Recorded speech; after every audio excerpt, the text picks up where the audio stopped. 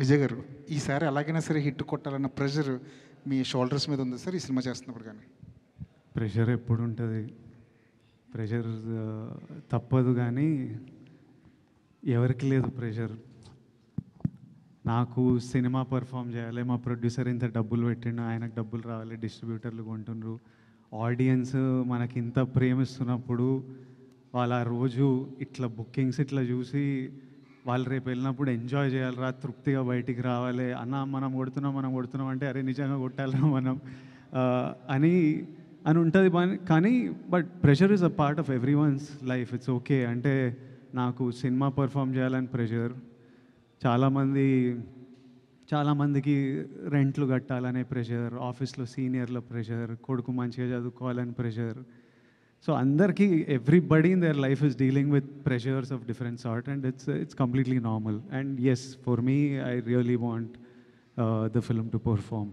మీ ఫోటోని ఒక ఆర్టికల్గా వేయమని చెప్పి ప్రశ్న అడిగిన మీరే మిమ్మల్ని ఇంటర్వ్యూస్ మీడియా వాళ్ళు అడిగే రేంజ్కి వెళ్ళిపోయారు. ఇంటర్వ్యూస్ కూడా ఇవ్వలేనంత ఖాళీ కూడా మీకు ఉండట్లేదు. అయితే ఈ రేంజ్కి వస్తానని, ఒక ఫ్యాన్ ఫాలోయింగ్తో ఒక కింగ్డమ్ని మీకు మీరే అరేంజ్ చేసుకుంటారని, ఈ స్థాయికి వస్తానని మీరు అనుకున్నారా స్టార్టింగ్ డేస్లో?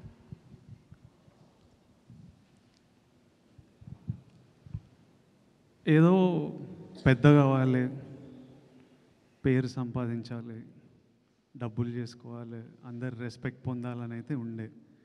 అది ఎలా ఉంటుందో నాకు తెలియదు. జస్ట్ పెద్దగా రా, పేరు సంపాదించాలి, డబ్బులు సంపాదించాలి, ఇదైతే ఫిక్స్ అయిపోయినా. అది ఇలా ఉంటుంది. ఇది జర్నీలో మనం we find out as we go. Every film opens new opportunities, every day is new. నేను తీసుకునే ప్రతి decision, today the decision I take will shape the next 10 years of my life. So on the go తీసుకుంటున్న decisions ఇవి. But the goal సినిమాలు చేయాలని ఇష్టం, హ్యాపీగా ఉండాలని ఇష్టం, చేస్తున్నది. సో ఇప్పుడు కింగ్డమ్ విషయంలో హిట్ కొట్టాలి అని చాలా స్ట్రాంగ్గా అనుకుంటున్నారు. అంటే ఎక్స్పెక్టేషన్ ఎవరికన్నా ఉంటుంది. బట్ మొన్న సినిమా చూసిన హరిహర వీరమల్లు సినిమాకి వచ్చినా కూడా డిప్యూటీ సీఎం రేంజ్లో ఉన్నప్పటికీ కూడా పవన్ కళ్యాణ్ వచ్చి తన మూవీని తనే నిలబెట్టుకునే పరిస్థితి ఉంది. ప్రజెంట్ ఇండస్ట్రీలో అయితే ఎవరైనా సరే కలెక్షన్స్ రావాలనే చూస్తున్నారు, ఎందుకంటే నిర్మాతగా నష్టం లేకుండా. ఇప్పుడు మీరు కూడా ఈ సినిమా హిట్ అవ్వాలనుకుంటున్నారు. ఇది కలెక్షన్స్ పాయింట్ ఆఫ్ వ్యూలోనా, లేకపోతే మిమ్మల్ని నమ్ముకున్న ఫ్యాన్స్, మిమ్మల్ని ఇష్టపడుతున్న ఫ్యాన్స్కి ఒక ట్రీట్ ఇవ్వాలనా? ఏ సినిమా అయినా డైరెక్టర్ కథ రాసినప్పటి నుంచి, యాక్టర్ ఒప్పుకున్నప్పటి నుంచి ఒకటే గోల్ ఉంటుంది, జనాలు ఎంజాయ్ చేయాలని. అది ఒకటే. మన audience, that is the single goal. అది అచీవ్ అయినామంటే అందరు హ్యాపీ ఉంటారు, డబ్బులు వస్తాయి, పేరు వస్తుంది. So nobody thinks about any other way around. ప్రతిసారి గోల్ ఆడియన్స్ మన సినిమా ఎంజాయ్ చేయాలరా, అదొక్కటే ఉంటుంది ఆల్వేస్. వంశీ గారు ఓకే. యాక్చువల్లీ లాస్ట్ టైం ఒక ఇంటర్వ్యూలో కూడా మీరు మాట్లాడుతూ పిఆర్ఓ వ్యవస్థ మీద మాట్లాడారు కదా, పిఆర్ఓలు బెదిరిస్తున్నారు, బ్లాక్మెయిల్ చేసే రేంజ్కి వెళ్ళిపోయారు అని చెప్పి. అయితే కొంతమంది పిఆర్ఓలకి ఈ విషయంలో కోపం వచ్చింది. ఎందుకంటే ఎవరో పర్టికులర్గా వాళ్ళ గురించి చెప్పకుండా అందరినీ ఒక పిఆర్ఓ టోటల్ వ్యవస్థను అన్నారు అని చెప్పి. పర్టికులర్గా ఎవరైనా ఉన్నారని మీరు చెప్పాలనుకుంటున్నారా? ఆ రోజు ఆ ఇంటర్వ్యూ అడిగిన అతను అయితే మాత్రం మిమ్మల్ని ఆ క్వశ్చన్ అడిగిన ఆయన తిరిగి ఆ క్వశ్చన్ వేయలేదు, పర్టికులర్గా చెప్పండి ఆ నేమ్స్ అని చెప్పి. మీరేమైనా దాని గురించి ఓపెన్ అవ్వాలనుకుంటున్నారా? లేదండి, కింగ్డమ్ గురించి చెప్తే నేను దేని గురించి ఓపెన్ అవ్వాలనుకోవట్లేదు సార్. వంశీ గారు, ఇది అంటే కింగ్డమ్ ఈ స్టోరీ అంటే గౌతమ్ దిన్నూరి ఇది ఫస్ట్ చెప్పింది రామ్ చరణ్కి అంటున్నారు కదా, ఆ స్టోరీనా లేకపోతే ఇది వేరే స్టోరీ సార్? ఇది వేరే స్టోరీ అండి. మొత్తం చరణ్ గారికి చెప్పింది ఈ కథ కాదు. ఈ కథ కాదా? సో ఒక 15 days అయితే మళ్ళీ మీరు ఇంకొక సినిమా రిలీజ్ చేయబోతున్నారు. ఈ బిజీ షెడ్యూల్లో అది ఆ ఈవెంట్ అయినా చేయబోతున్నారా వార్ 2 సంబంధించి?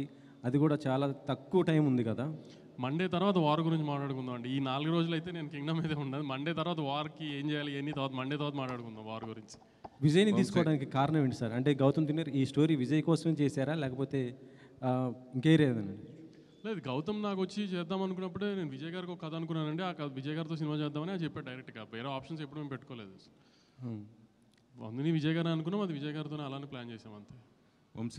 విజయ్ గారు, మీ లాస్ట్ సినిమా ఫ్యామిలీ స్టార్, అది ఫ్యామిలీ ఆడియన్స్ కోసం తీశారు. ఇది ఏ ఆడియన్స్ పర్టికులర్గా ఎవరి కోసం అనుకుంటున్నారు అసలు? టికెట్ బుక్ చేసుకుంటున్న ప్రతి ఒక్కరికి కింగ్డమ్ వాళ్ళందరి కోసం కింగ్డమ్. యుద్ధం ఎవరి కోసం ఎందుకు చేస్తున్నారు? ఏ యుద్ధమైనా ఫ్యామిలీ కోసమో ప్రేమ కోసమో లవ్వే ఉంటుంది రూట్ కాజ్. మన ల్యాండ్ కోసమో మనం పుట్టిన మట్టి కోసమో ఫ్యామిలీ కోసమో లవ్ కోసమో ఇదే ఉంటుంది. హిస్టరీలో ఏ యుద్ధం తీసుకున్నా దీని గురించే ఉంటుంది. ఇది కూడా అలాంటిదే. మొన్న ట్రైలర్ లాంచ్లో లాస్ట్లో మీరు మీ స్లాంగ్ మార్చారు, యాస కుందియ రాయలసీమ యాస మార్చారు కదా, అది చెప్తూ అది బాగా ట్రెండ్ అయింది. అసలుకి బాగా మీ ఫ్యాన్స్ కానీ అందరు కూడా బాగా ఎంజాయ్ చేశారు. అంటే నెక్స్ట్ రాబోయే రౌడీ జనార్దన్ దానికోసం ఉన్నట్టు ఆ యాసతో ఉన్నటువంటి సినిమానా అది, ఆ డైలాగ్ అది? నేను అనంతపూర్లో చదివినానన్నా, సో ఇంకా యాస అంటే ఇష్టము. తిరుపతిలో ఉంటేవి అట్లా మాట్లాడిన అంతే. అంటే రౌడీ జనార్దన్లో నెక్స్ట్ అధిక వ్యాస ఉండబోతుంది. లేదు, నెక్స్ట్ రాయలసీమ అబ్బాయి రాహుల్ సంకృత్యంతో రాయలసీమ బ్యాక్డ్రాప్లో సినిమా తీస్తాడా, అందుకు విజయ్ 2 years కదా ఇది. హౌ అంటే ఫిజికల్ ట్రాన్స్ఫర్మేషన్ అనేది ఎంత ఛాలెంజ్ అది మీకు? ఎందుకంటే 2 years ఒకటే లుక్ ఒకటే ఫిజిక్ మెయింటైన్ చేయాలి కదా. How difficult or easy like to maintain the same? నేను ఎంజాయ్ చేస్తాను వర్కౌట్, నాకు ఇష్టం. ఫిట్గా ఉండడం, రెడీగా ఉండడం. ఈరోజు కూడా పొద్దున్నే వెళ్ళినా మళ్ళీ సాయంత్రం వెళ్ళి ఇంకోటి కొడతా, మనశ్శాంతిగా ఉంటుంది. తర్వాత ఒక యాక్టర్లా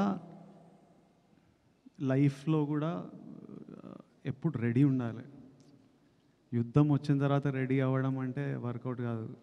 ఆల్రెడీ ముందే వార్లో హాలిడేలు ఉండవు, ఆల్వేస్ రెడీ ఉండాలి. So I like to stay fit and strong.